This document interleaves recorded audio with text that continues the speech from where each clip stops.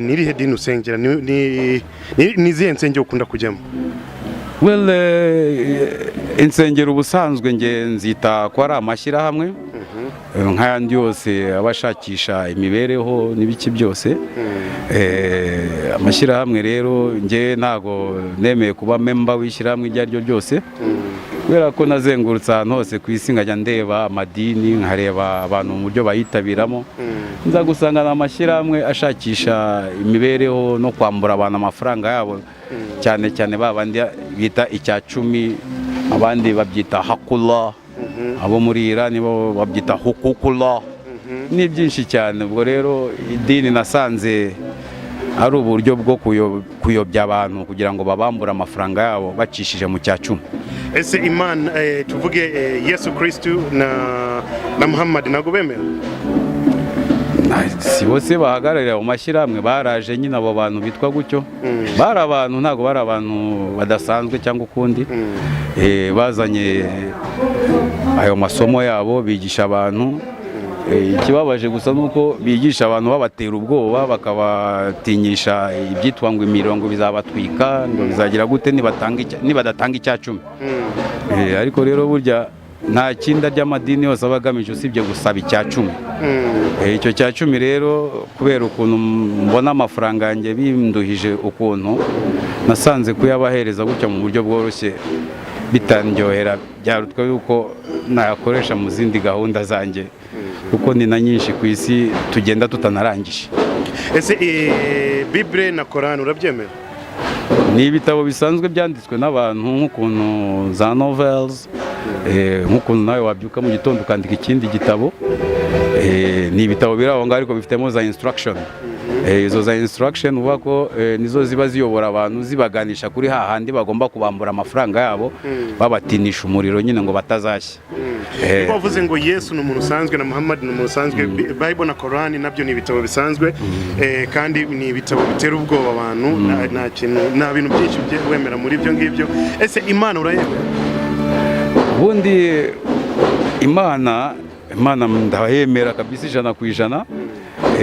Imana ntago ari ibintu byinshi cyane ugomba kunyura hirya no hino ngo bakwereke ngo ni umwuka ni ibiki. Imana ni nge nawe nuriya nabariya, twebwe Imana. Bityo rero ninkukoresha neza tukabana neza, nawe uzambera mwiza, uzankorera byiza, bityo ibyiza byose tuvuga ko ari iby'Imana. Ariko ningiranya nkagukorera akantu kakubabaje, nawe uzashaka uburyo bwo kugira ngo uzakore revenge.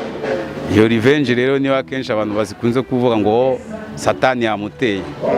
Satani nawe ntaho baho, n'umuntu ibintu bya burebure biriya byo gukanga abantu gusa.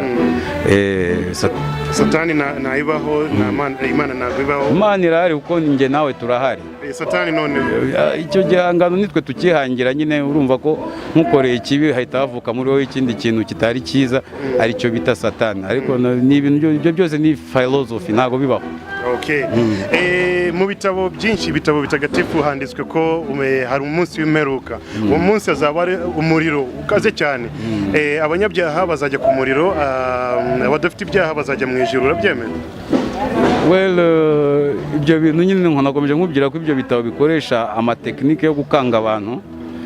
Kuri iyi si ya rurema akenshi ikintu kibabaje abantu, kibabaza umuntu ku mubiri ni umuriro. So bagomba kugukanga uwo muriro kugira ngo utazawujyamo, ariko mu by'ukuri tuzi ko umuriro utwika material. Sasa mu by'ukuri ngewe usibye kuba mfitiye material impetse, ariko ngewe ntago ndi ikimurimo murabona akakanya. Icyo ndicyo kiba muri ngewe, kandi utanyegereye ngo nyikubwire ntiwazapfa ukimenya. Bityo rero umunsi nzapfa nuba ko material yanjye izasigara mu bitaka n'ibisanzwe. Hagati aho rero uwo muriro niba uzatwika iki kandi ngewe nasigaye mu bitaka, nabyo biranyobera, uburyo nagira ngo make it clear for everyone. There is no fire. Nawe ubaho muzanyereka umuriro utwikira ijambo ndimo ndavuga aka kanya.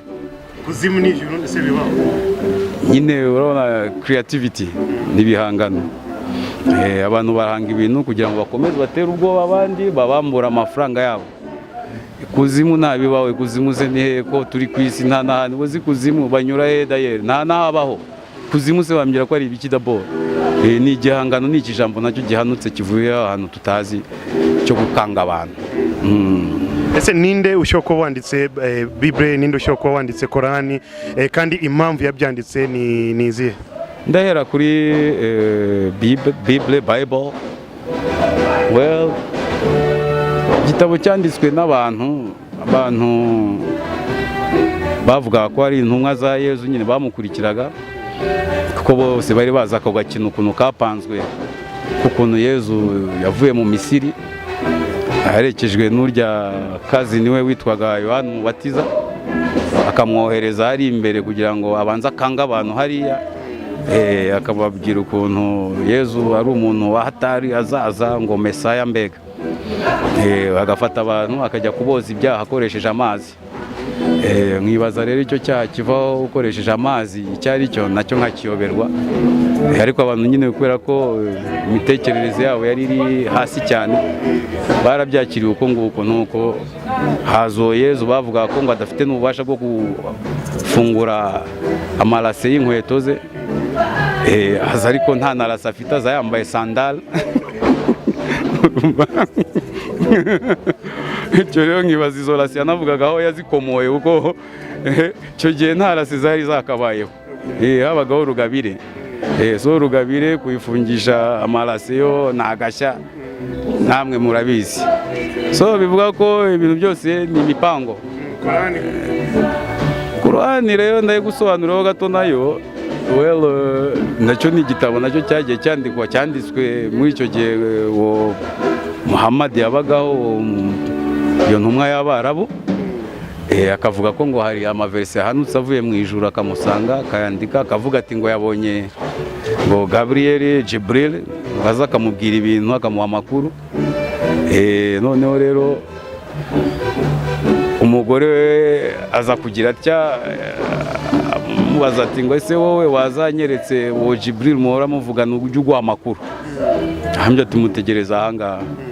Baricara, umugore arakanura, Jibril aramubura, ariko undi atangira kubona Jibril, agerageza kumukoraho kugira ngo abone uwo Jibril, ntiyamubona.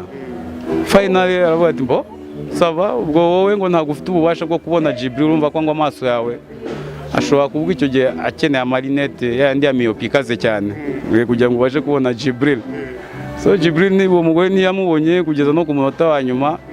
Bivuga ko Jibril yabaga ari inspiration, nuvuga ko ni ibintu byamuzaga mu mutwe, yagiye mu bintu byitwa meditation, agakurira ibintu muri rezo, noneho akabyita ko ari Jibril, cyane ko yazanaga ibintu ari agashya nyine abantu bakwanga kukitabira akanabica. Numva ko babanyweshaga umuti ku ngufu kandi usharira. Bivuga ko rero ibyo byose byitwa bya Jibril, ngo bya marayika, ntago bibaho ibyo bintu, kuko nta kuntu umuntu aba ufite housing y'inyama